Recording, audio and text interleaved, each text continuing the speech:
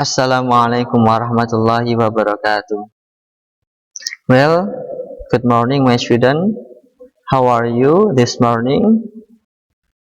I hope everything is gonna be okay. Okay, today we are going to learn about expressing the position of someone, something, an animal. Before we start it, let's open our book by praying Bismillahirrahmanirrahim.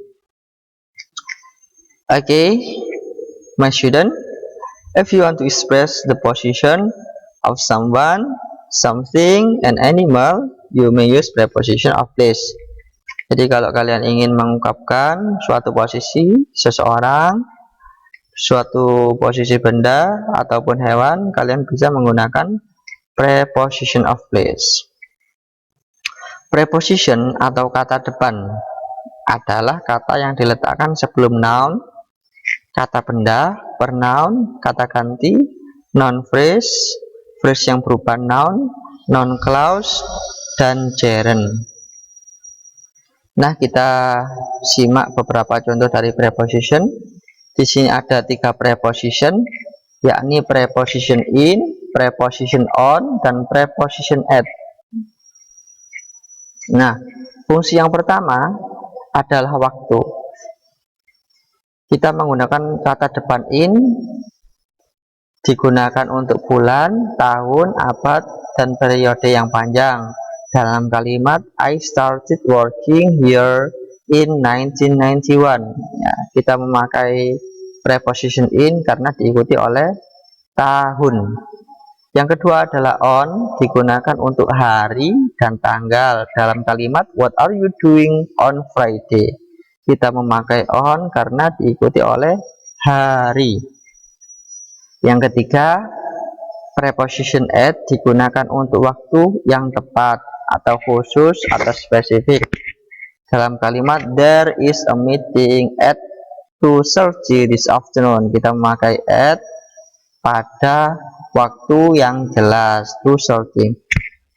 Fungsi yang kedua adalah tempat.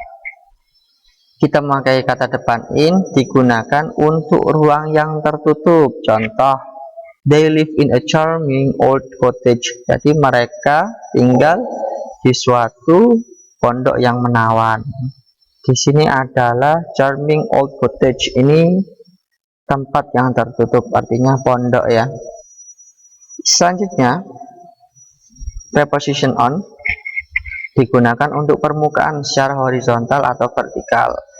Contoh dalam kalimat look at all the books on your desk. Ya, jadi lihatlah buku-buku tersebut letaknya di atas meja.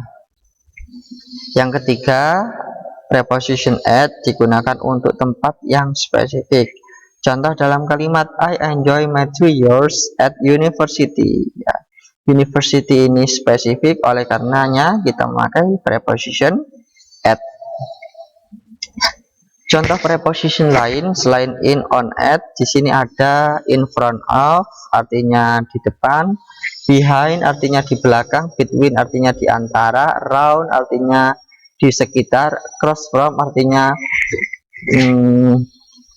di seberang, through, artinya melewati, next to, atau beside, artinya di samping, among, di antara.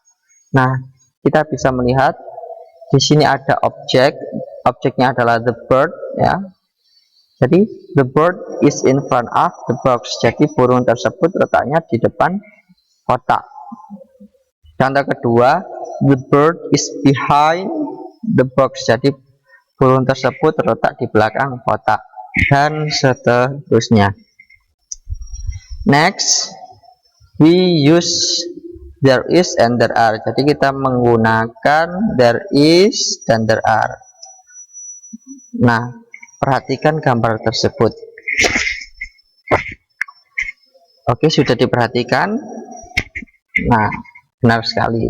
Pada gambar tersebut, jika kalau kita memakai there is, ini selalu diikuti benda yang tunggal. Karena di sini hanya ada satu benda. Nah, kalau kita memakai there are, ini diikuti benda yang jamak atau lebih dari satu. Kita lihat. Nah, there is dan there are, jika dilihat dalam kamus, arti dari there is dan there are adalah ada. Pengertiannya, there is selalu diikuti dengan benda yang tunggal atau single, atau jumlahnya hanya satu. Contoh, there is a glass on table. Ada sebuah gelas di atas meja. Gelasnya hanya berjumlah satu. Oleh karenanya memakai there is. Contoh lain, there is one set of kitchen tool in the kitchen. Ada satu set peralatan dapur yang ada di dapur. Selanjutnya, there is an apple in refrigerator. Nah, jadi ada sebuah apel yang letaknya di kulkas. Mengapa kita memakai an? Karena apple ini didahului oleh huruf vokal. Mengapa kita memakai a? Karena gelas ini didahului oleh huruf konsonan. Yang selanjutnya adalah there is an owl on the tree. Mengapa kita memakai an? Karena owl ini termasuk huruf vokal. Ya. Soalnya, there are pasti selalu diikuti dengan benda yang jumlahnya jamak atau lebih dari satu. Dalam kalimat there are some children in our classroom, artinya ada beberapa anak yang ada di kelas. Yang kedua, there are three pictures on the wall.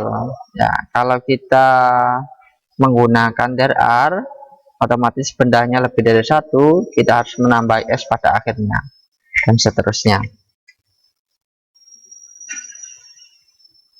Contoh yang selanjutnya adalah there is a book on the table. Ini pada kalimat positif. Kalau dirubah menjadi kalimat negatif, setelah to be diikuti not menjadi there is not a book on the table. Kalau dirubah menjadi kalimat interrogatif, is-nya diletakkan di depan menjadi is there a book on the table. Begitu pula dengan there are. Ya, dalam kalimat positif, there are 5 books on the table. Kalau dirubah menjadi negatif, setelah to be dikasih not menjadi there are not 5 books on the table. Kalau dirubah menjadi interrogatif, R-nya diletakkan di paling depan menjadi are there 5 books on the table. Tambahan yang kedua, bedanya there is sama there are dengan there was dan there were. Ya, kita memakai there is dan there are ini kejadiannya pada saat ini. Ya, kalau kita memakai there was dan there were, ini kejadiannya sudah lampau atau sudah terjadi. Dalam kalimat there was an interesting program on TV last night. Jadi ada sebuah program yang menarik di TV kemarin malam. Ya, kejadiannya ini sudah terjadi. Yang kedua adalah there were many people in my house yesterday. Jadi ada banyak orang di rumahku kemarin. Sekian dari Pak Noval. Kita akhiri pembelajaran pada pagi ini dengan bacaan Alhamdulillahirrahmanirrahim. Sorry if I have made many mistakes. Wassalamualaikum warahmatullahi wabarakatuh.